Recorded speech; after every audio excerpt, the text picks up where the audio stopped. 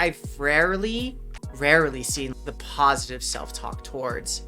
I don't know, maybe for you too. I mean, you can think about it, but I'm wondering if the positive self-talk or the doing the positive self-talk, for some people, maybe why they don't want to do it is because they don't want other people to think that they are bragging or that they're like gassing themselves up, not guilt and shame, but like pumping themselves up and beating their own chest and saying like, I'm the man. If that's what you're doing, or that's what you're afraid of, even more importantly, if that's something that you're afraid of, because it happens a lot. If you're afraid of something, oftentimes in my experience, you probably won't do that thing. For example, if you don't like people with a lot of ego, and you don't like people bragging or boasting or, for lack of better terms, like jacking themselves off, like putting themselves on a pedestal or whatever. If you don't like that, and that irritates you and that frustrates you and you hate it, my guess is probably you're not going to do that because you don't want to be the thing that you hate.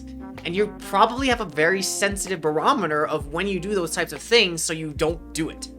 So if that's true, you would know the difference between you like just gassing yourself up and you acknowledging the good things that you actually are doing.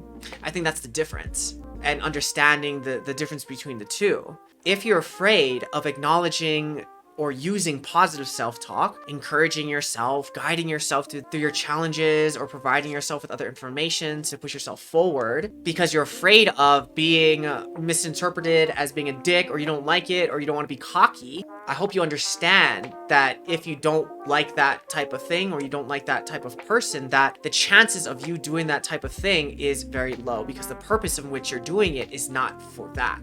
The purpose in which you're providing yourself with positive self-talk is to acknowledge the changes and recognize the things that you're doing. That's all. And I bet you, if you were to extend that and continue to recognize and do that for other people or your teammates too, I don't think that people would perceive you as being that type of person that you don't want to become.